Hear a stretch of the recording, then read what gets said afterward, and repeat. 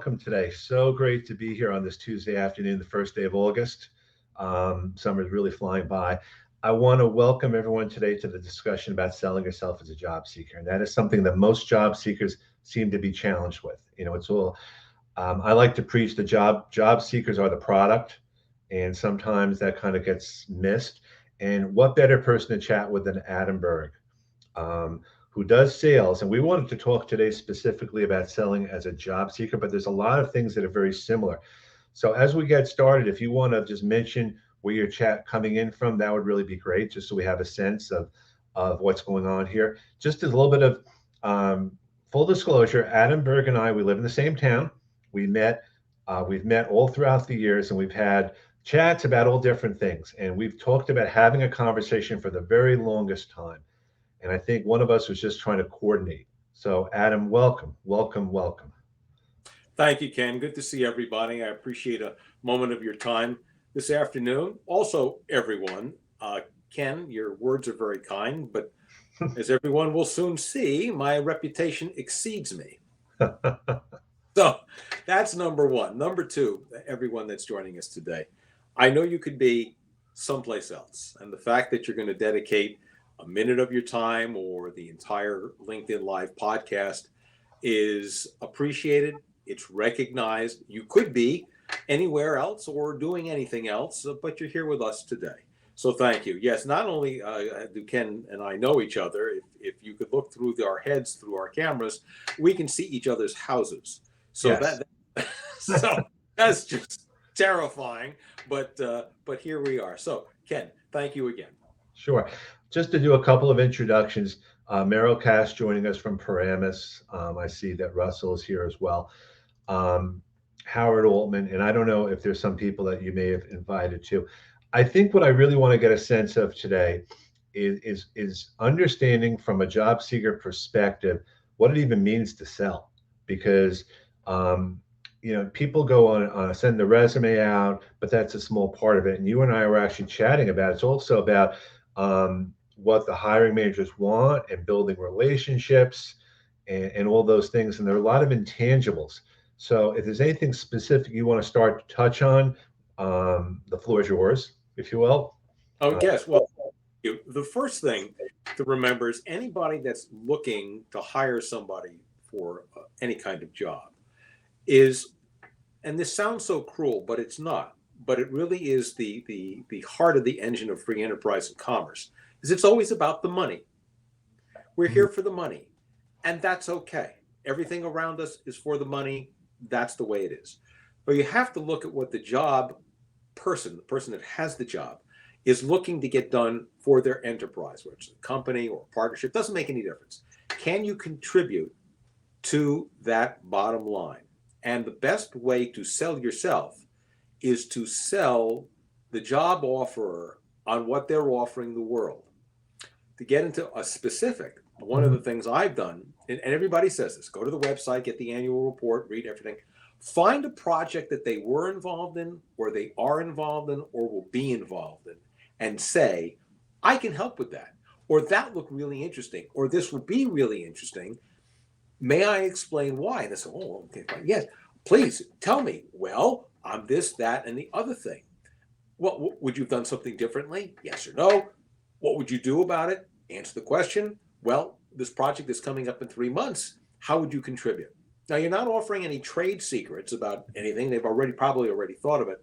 And the disarming thing that I say is, I want you to forgive me. I'm an outsider looking in. You may have thought of this already. You may have dismissed it. But I want you to know that I've been thinking about this interview for a long time. And I want you to know I'm interested in your company because I know I can help you achieve your goals. The other thing you can do, especially if there's a report or something online, but annual reports work best, is quote the chairman of the board or the president in the statement, because nobody can deny it. Nobody can say, oh, that's just window dressing, or we were making that up, or it's all just, padding. If you've said that, they can't deny it, and they have to incorporate that. They have to agree to it because it's the party line. So it's not about you. It's about them and what they need, and will you be that fit? And in order to do that, sometimes you have to completely disconnect your ego You have to disconnect how you feel about yourself or how you see yourself in the world or what you want to do. You're there for them, not the other way around. I've heard people say, and again, this is just because as I get, people are so afraid to share something in the sense that might come across in a critical way. Like if I'm going to have a conversation and make a suggestion or give some thoughts, they're so afraid that they're going to be, shouted down, or what are you doing, or what are you telling, how are you telling me to run my own business, all that stuff. And I think a lot of us talk about how you portray that discussion, because it can be very challenging for me to say to someone at a company, I think is a better way to do this, maybe, or how to collaborate. I mean, any best practice for that? Yes. Who are you asking? so, so everybody, if you haven't guessed it by now, I'm a totally unreconstructed, shameless egomaniac. So yes, here's how I do it, because I ran into this problem over and over and over and over again, which was, and I finally, I think at least I found the solution, is I got to the Greek definition of critique. Okay. In today's modern age, we think of critiquing as criticizing, because they sound the same. It's not. To critique is to think, is to observe. So I say, look, I like to critique this, but I'd like you to know, as I'm sure you already know this, sir, ma'am, critique means to think and observe. So let me observe, rather than say, this is what I'm here for a reason. You're looking for outside thinking, right? So I don't want to be disparaging is different than critiquing. I don't want to be disparaging. Okay, I don't want to say anything bad. Maybe you got there. That's, that's number one. And just profess the fact that you're an outsider. Now, Ken, to your second point, if you're getting shouted down, if you're getting intimidated, you don't want to work there. Okay. Because unless a person brings a healthy regard for honest profit to a business setting, it's not about business. It's about power, and it's about the game. It's about how high will you jump when I say jump, and you're going to have a miserable job experience. There's right. I've walked out of situations like that. I've been in negotiations where people say, your client should pay us to buy that product. Right. We're not going to pay you. And I got up and I said, people, I know there's no deal here. I'm just here so you can pick my brains. Right. And I picked up my business cards off the table, put them in my pocket, and walked out of the conference room. And the contact who set up the meeting came running after me. And he apologized. I said, look, I'm sorry. Your chairman of the board just said something, as long as you work here, right. That's intimidation. That's being bullied. There are three kinds of bullying. There's emotional, intellectual, and physical bullying. That is a form of intellectual bullying. Right? I'm the boss. I'm in charge. This is not about making money. This is about me and my insecurities. Don't work there. And I'll paraphrase George Washington, who said, all right, this is what he said. He said, no company is better than bad company. And I will tell you, no job is better than a bad job.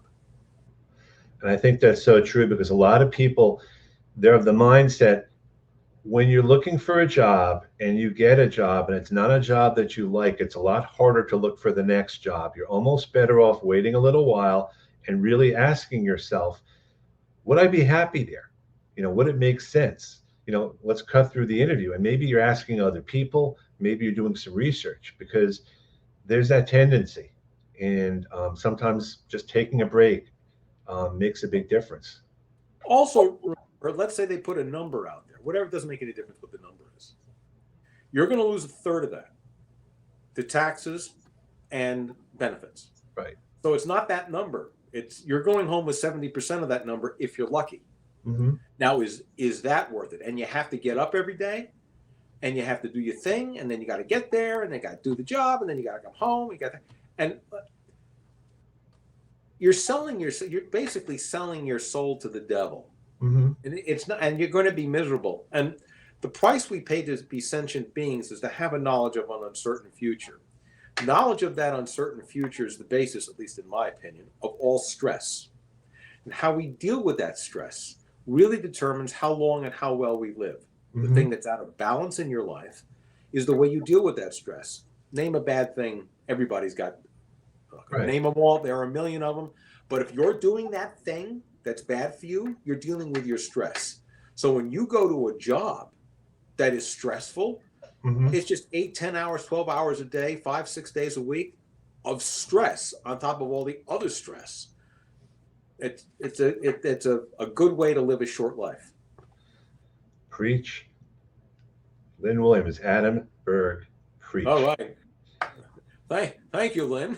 Yeah, I think sometimes we get people in job search get very caught up in the day to day and caught up into the specific tasks and all that without really thinking about what's going to happen after I land or what's going to happen with the interview. You know, I've had interviews with people and I've left the interview saying there's no way I'm working for this company. I don't care if they make me an offer because I just forget the company.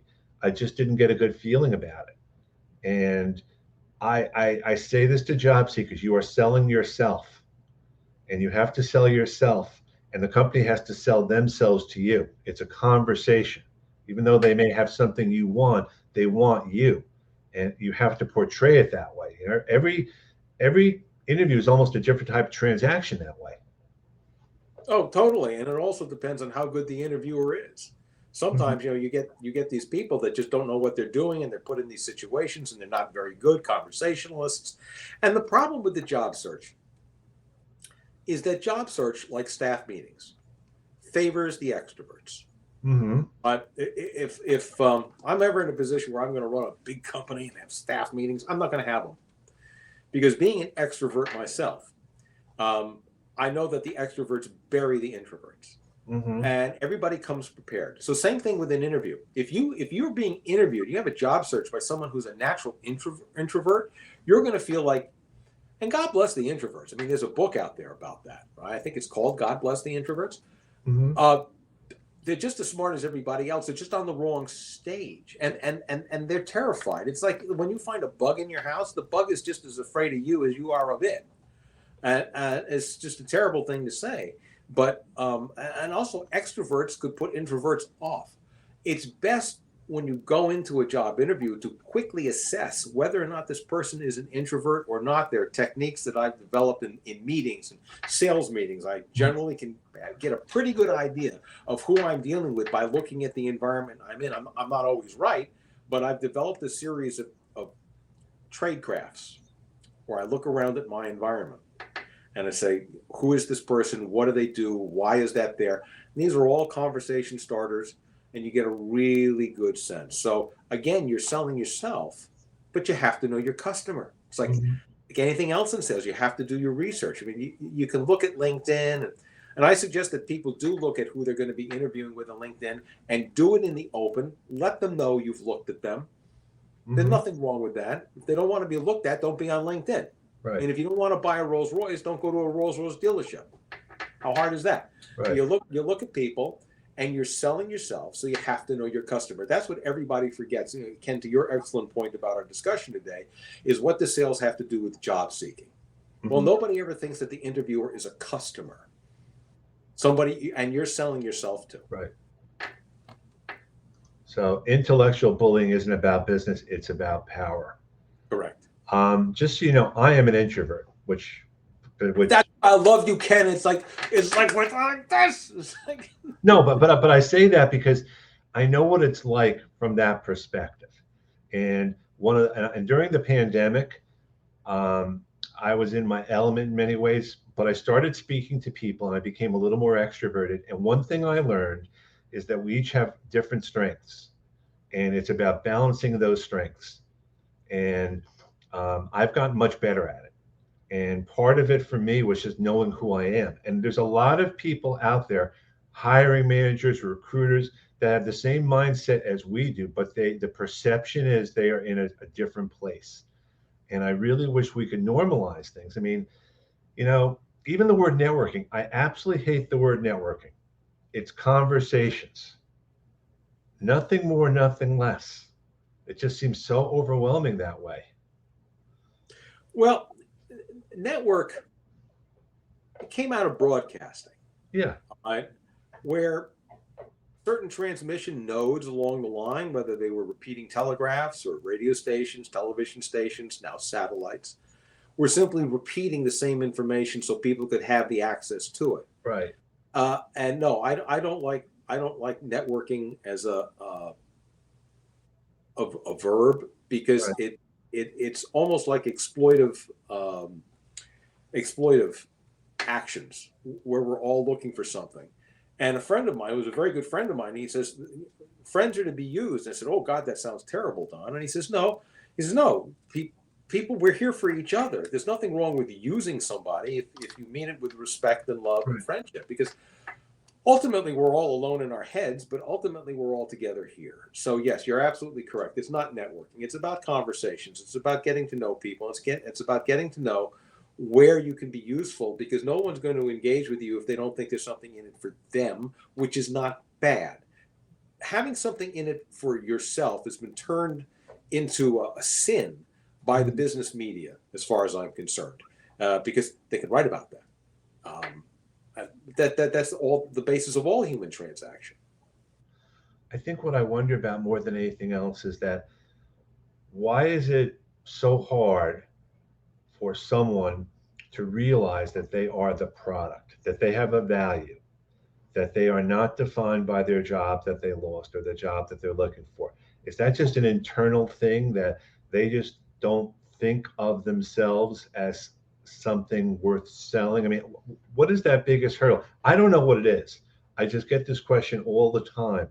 Um, why? Why is it so difficult? It's difficult because it goes back about 800 years, if I may be so bold, with Sure. the invention of money and your ability to support whatever form of government you lived under through taxation. Hmm. The only way you can provide taxes or a tithe or a portion of the crops or whatever it is, or serve in the king's military, is by working. So Hmm. your worth is about your work, not Hmm. about your internal makeup. Because there's no value to that. Remember, there's no money in three things: there's no money in happiness, uh, health, or peace. None. Zero.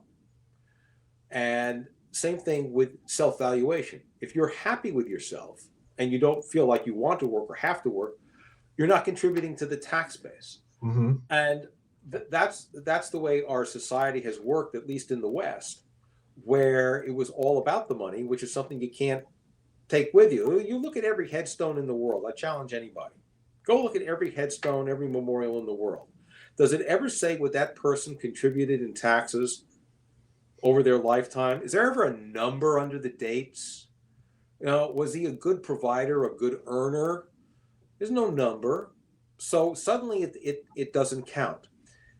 Oh, it's all about what we're contributing to somebody else's bottom line. And then we feel like we're not worthy because we're not making money. Well, I'll just use a specific example. God bless her.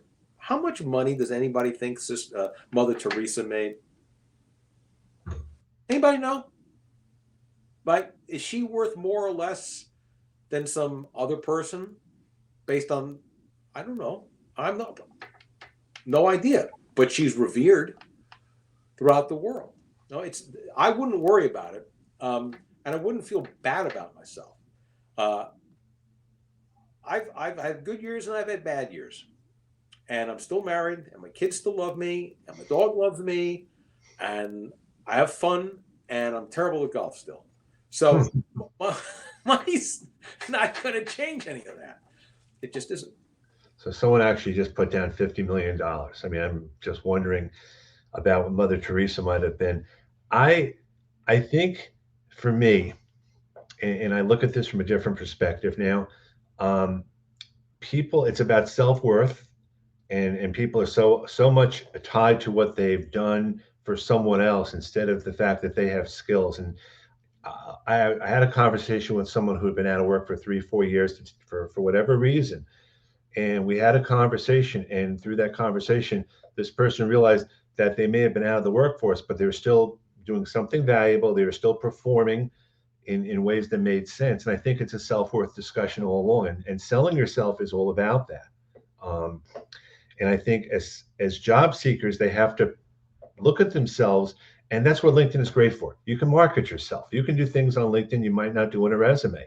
Um, and I think the question that people always ask me, and I'm sure you know the answer to this, is should I connect with someone I want to know as opposed to someone who is at my level? Let's say I want to go to a CFO, or I want to go to a senior manager, and reach out to them. Maybe not for a job, but just for a conversation. What do you think? Do it. Yeah. Okay. Okay. Like Nike says, just do it. That's Right. number one. Number two, if you don't ask, you don't get. Right. Right. You miss every shot you don't take. All those things apply. And here's where people get intimidated. I'll tell you a story about this in a minute, which just freed my mind decades ago. Mm-hmm. Those people that you want to talk to, and I hate the phrase reach out. Mm-hmm. Okay. I got, how many reach outs did you do today? I said, do you mean how many people did I call or email or talk to or visit? Or what is this reach out business? That's code, right? Yes. Which means you're not really selling, and selling and contacting people is dirty because you're reaching out. Or it also means you're reaching above your social or economic station in life. Mm-hmm. I don't use it. I don't encourage it. And furthermore, I don't like it. Anyway, but that's neither here nor there. Don't ask, you don't get. All right. And these people that you want to get a hold of, they put their pants on one leg at a time in the morning. They brush their teeth. They got to get the kids' braces done. They've got the same problems all of us do. They just happen to have this title. And what happens when they don't have the title? Do you not want to talk to them? Right? So the worst that's going to happen is they're not going to answer you. Mm-hmm. All right. There was a famous, and I never mention names in anything. There was a famous major motion picture studio executive who made it a practice to return every call that person got. And they were running a major motion, and they sat and they did this late into the night, and they would call up and say, "Hi, it's so-and-so from XYZ studio. You called me. How can I help you?" I worked for a man who did that, who was in charge of a multi-billion-dollar corporation. I was his assistant. We sat late into the night and called people all over the world because it was important to him, and he had these personal connections with people, and he made more money than God. He didn't need the money. He just did it because that's the way he was. So one day, this is the worst thing that ever happened to me in business. The worst, well, I don't call it rejection. All right, let's do a sidebar here. Oh, and it's in my book if you want to read about it. Okay, all right. Yeah. Okay. The rejection is when your mother says your father's right, you are an idiot, get out. That's rejection. When somebody doesn't want what you're selling or what you're doing, they're not rejecting you. They're rejecting what you're bringing to them. And rejections, they just don't want it. All right. So I'm working on a deal. I've got a good product. I've got a good approach. I call the president of this company up. I get him on the phone and I give him the pitch. And he says, "Mr. Berg, let me get this straight. You want me to do this thing over here and integrate it with my product like that and then pay you some money for it?" And I said, "Yeah, that's about it." He says, "This is the worst idea I've ever heard. And don't ever call me again." And he hung up. 2 years later, guess what's on his product? The very thing I told him about. Okay?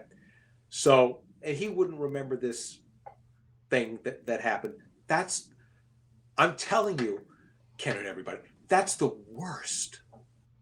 They're not going to come to your house. They're not going to write about you in the media.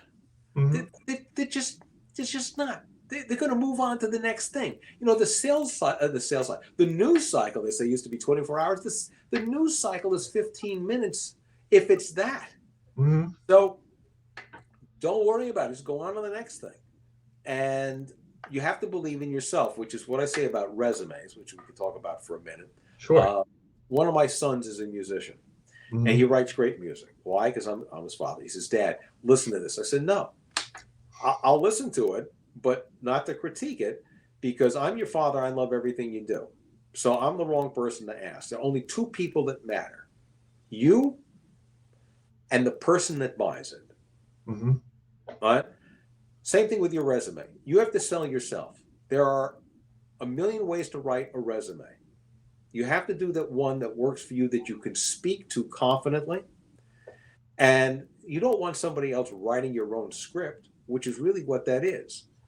And if you took all the resumes of all the people that got hired in the past 5 minutes in this economy, all those resumes be completely different. Yeah.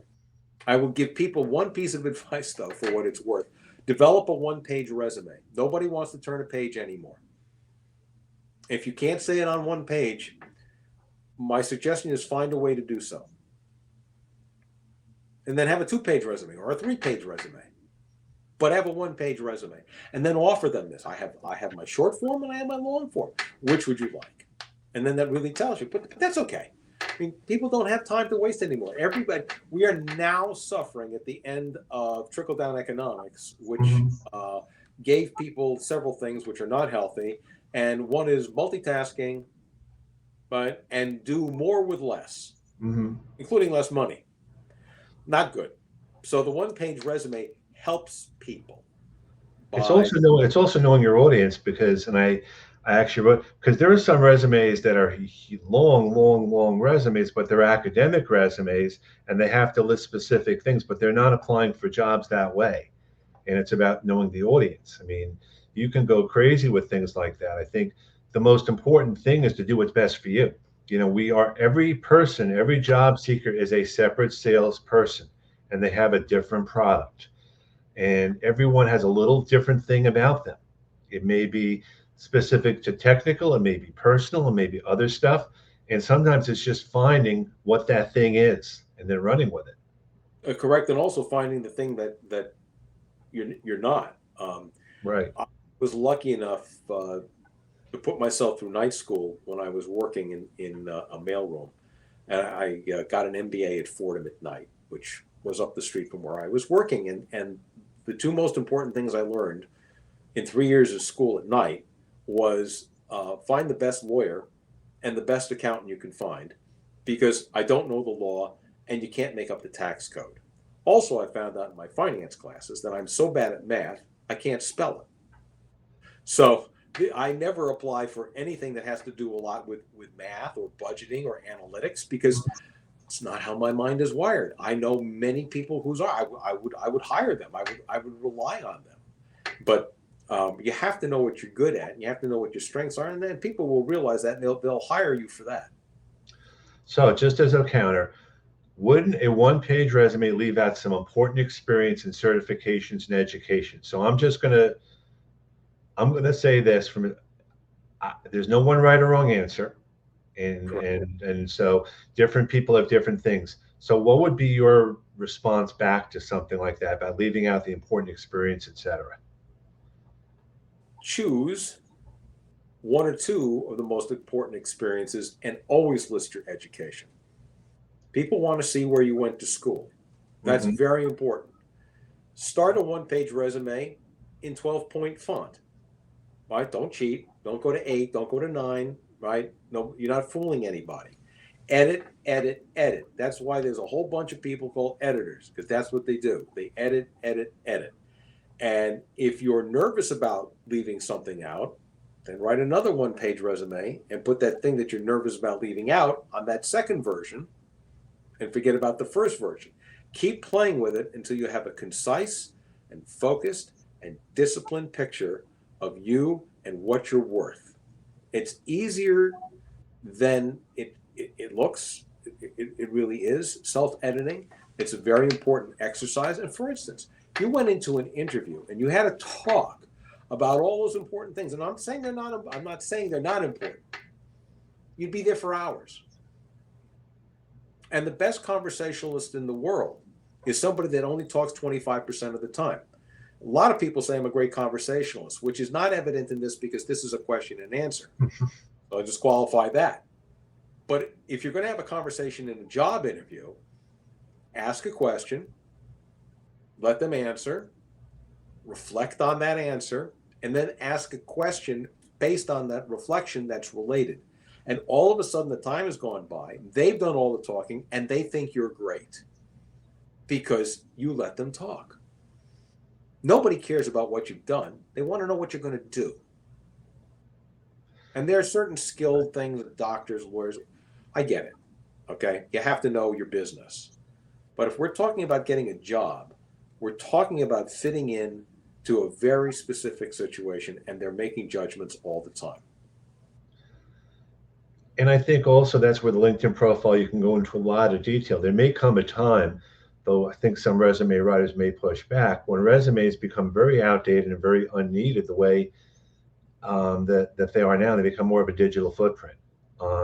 I know when I've gone on interviews and I've had interviews with people, they ask me about my accomplishments. They don't go through my work history so much because they've seen it in other places. They want to know more behind the scenes. And I think sometimes putting that behind the scenes helps. Now, again, I think with every conversation, there's no one right or wrong answer. You know, a one-page resume is a version of it. I think it also depends who your audience is with anything you do. I mean, we're talking about selling yourself as a job seeker. There's different ways to go about that. And it's okay to have different viewpoints, you know, with everything. You know, I'm a big proponent of a resume should be as long as it needs to be. I mean, one page may be fine. I've seen some resumes that are 3 pages, but again, that's thinking about what are they going to actually read, because most people are not going to read more than 10 seconds and they may skim it through. And there's the whole idea of applying online too. So again, this is an interesting comment here. Maybe the one-page resume is used as a sell sheet, not for digital application purposes, but in social situations like a networking event. What do you think about that? I think, well, thank you, Kristen. I think what happens with bringing resumes to a networking event is probably not a great idea. I understand you can now have a QR code on your LinkedIn, and you can swap QR codes. The one-page resume I can see has resonated with a number of people. It's making people uncomfortable. So I will, no, I would, okay, let me give the answer. No, I wouldn't take a resume to a networking event. I just have conversations with people, get a number, get an email, follow up the next day or the day after. That's all, because no one's going to read it, right? I stopped taking paper to trade shows when I sold years ago because I knew if the paper made it back to the hotel room, it was just going to get thrown out because nobody wanted to take it on the plane. Mm-hmm. All right. So I just minimized that. Even business cards are becoming obsolete. Right. Okay. So that's how that's how I would work it. I wouldn't take a resume. They're looking at you. You don't want somebody reading your resume there, and they can't make a decision. They want another drink. They want another hors d'oeuvre. They're looking around the room. You're asking people to focus on something where that's not really about the purpose of the focus. Yeah. And it's also about conversations. I mean, the resume is part of the conversation, but it's really building the relationship, because the resume, you know, if you're sending a resume cold to someone based on a job spec, there's a real, what's the likelihood of you getting a response? Maybe you find a job, maybe you reach out to the company, maybe you reach out to someone there as the start of that, so that they have some expectation. I think we're all caught up in too much automation about things, and I think that's a self-fulfilling prophecy. What was supposed to save money is actually doing the opposite, from what I can tell. Let me make write them down before I forget the 3 points I want to make about that excellent comment from Kristen is. Okay, so I'll ask a question facetiously. Maybe we get answers, maybe we won't. How many people know or have heard the expression, send that to me at eye level? I'll just let that sit there. So I heard that about 5 years ago. And we said, Adam, that sounds great. Send it to me at eye level. I said, have it in a couple of minutes. Thank you. Hung up the phone, had no idea what eye level meant. Thank God my middle son, who was 28 at the time, was young, so I called him up at his job, and I said, Mark, this person just asked me to send something at eye level. What does that mean? And he talked to me like I was, a Martian. He said, Dad, you're so dumb. Eye level means when they open the email, they want to see the whole thing right there on that one page. And I said, Mark, are you telling me people are too lazy to scroll? He says, yeah, too lazy to scroll. Gotta go, Dad. Thanks, hung up. So that's when I developed the one-page resume. Because they open it, people who understand that, or people, I talked to one young person several years ago. I said, you talk like a tweet. I mean, there was nothing that ever came out of that person's mouth was longer than 3 sentences. So the technology has changed, and so have the expectations around the technology. So that's what I wanted to say about eye level. It makes sense to send things to people if you're going to sell them in the way that they are accustomed to seeing it. It's their comfort zone. Don't take them out of their comfort zone. Also about resume writing, especially on one page, list the thing that really sets you apart. So I was working with a friend of mine who was looking for work, and she had accomplished something that was extraordinary, and she listed it on. I don't want to say what because it'll call the person out, but it was just extraordinary. It was like under interest stuff, and I said, "Holy smokes!" Let's just say it was like qualifying for the Olympic ski team, okay, which it wasn't. I said, put that at the top. That'll get people talking. People love that thing. Oh, wow. They love the Olympics. Okay. Really? I said, yeah. Right. The other thing I say to people, and this is what I did, right? I just put at the top of my resume, published author. That gets a lot. Okay. Now, here's why. Somebody who didn't know me, who's running a multi-billion-dollar leading international publishing company that's the second largest publisher of business books in the world, somebody I didn't know, bought my book. Sight unseen, not published before. I wrote a column for Wayne Today for 2 years, and I hosted and did my own radio show on WFDU-FM and TNEC. Yes, I did, but I'd never written a book before. And I cold called the editor in Zurich, where they're headquartered, and I sent them the proposal. So I not just talk the talk, I walk the talk. I walk the walk. Right. Purposes of people saying, who is this guy? Got a hold of him. He said, this is a very interesting proposal, Mr. Berg. I'd like you to contact my North American editor. Got a hold of that person. She said, oh, this is very interesting, Mr. Berg. Tell me a little bit more. Well, I told her a little bit more. And then we had a couple of conversations. And then she said, great, I'm sending you a contract. And I signed it, and they published it. So believe me, especially the people who know me like you can, if I can do it, anybody can do it. Now, how did I find the publisher? I gave myself a strategic task. I went to the library here in Wayne to the business section, and I looked either a half an hour or 2 shelves, whatever comes up first. But so if a half an hour went by and I didn't cover 2 shelves, I left. If I covered 2 shelves and a half an hour hadn't gone by, I left. I took all down the URLs, went on them. Do you take unsolicited manuscripts? Yes, no. Yes, sent it in. And then I got encouraging emails from 3 different editors who didn't buy my book, who saw something very unique. We'll get to this in a minute for some shameless self-promotion. But I sold it from a standing start. And if I can do it, anybody can do it. So that goes back to reaching out to somebody that you think is above your economic or social. So this editor in Zurich is at the top of his game. My book is part of a larger series of books called Business Guides on the Go, which is written by PhD people from the University of Hamburg and the Max Planck Institute in Munich and all over the world. And, who I don't have a PhD. So just keep going, do it and try it. If you, let's quote Mario Andretti, the famous race car driver, about being in your comfort zone. He said, if you have everything under control, you're not driving fast enough. Okay, I'm going like, I wish I had said things like that, right? But I haven't, and so you learn from these things. Go outside your comfort zone, and wonderful things happen. People have been telling me to write a book for decades. Oh, I finally did. How did I write it? I wrote it on my iPad when I was commuting to the city, I gave myself a task, 1 page a day. Mm-hmm.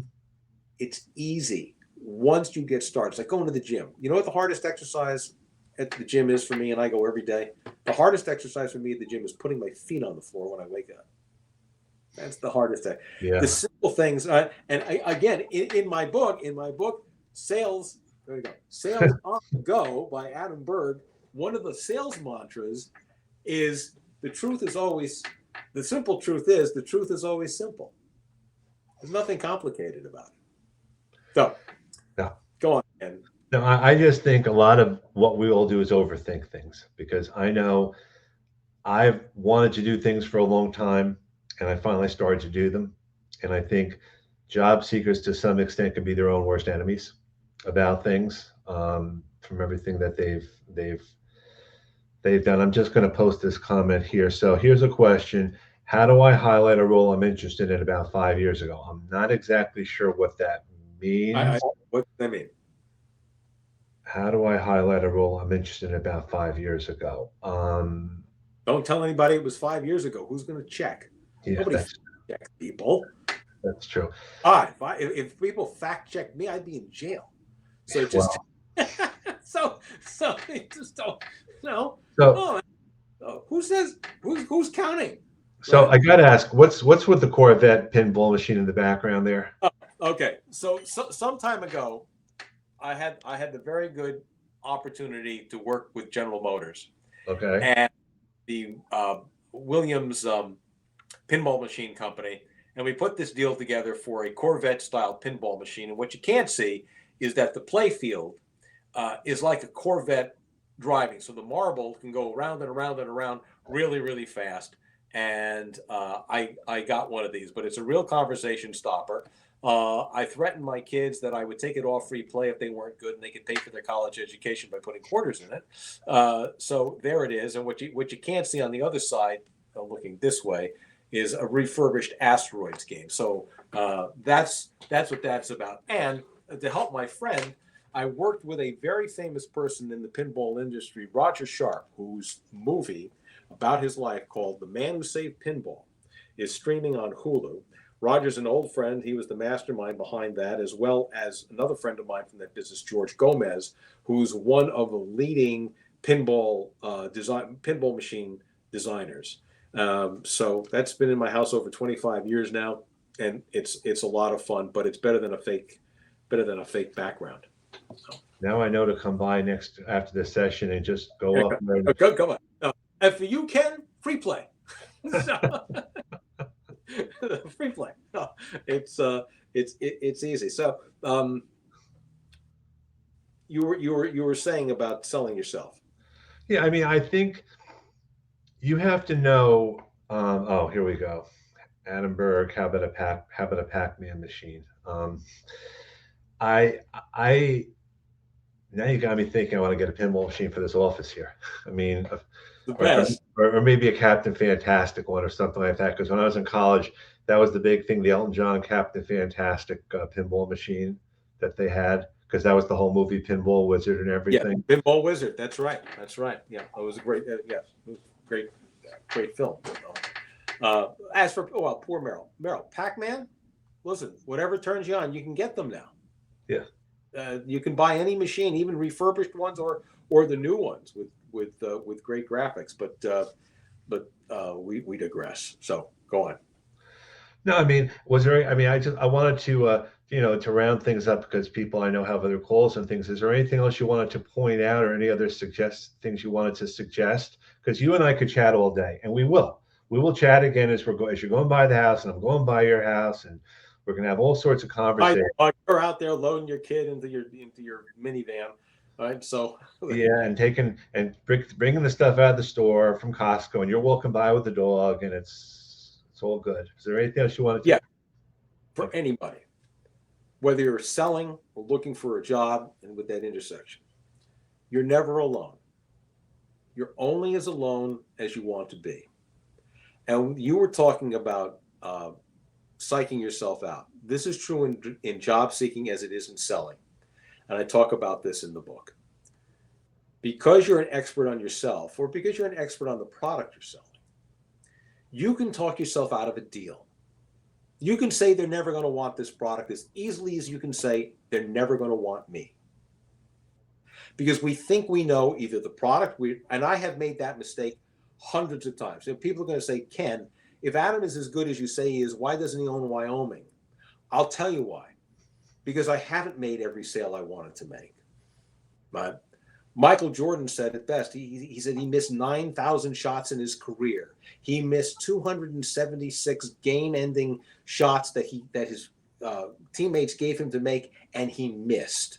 He's lost hundreds of playoff games, and he's Michael Jordan, right? So same thing. That's why. Right? Nobody bats 1,000.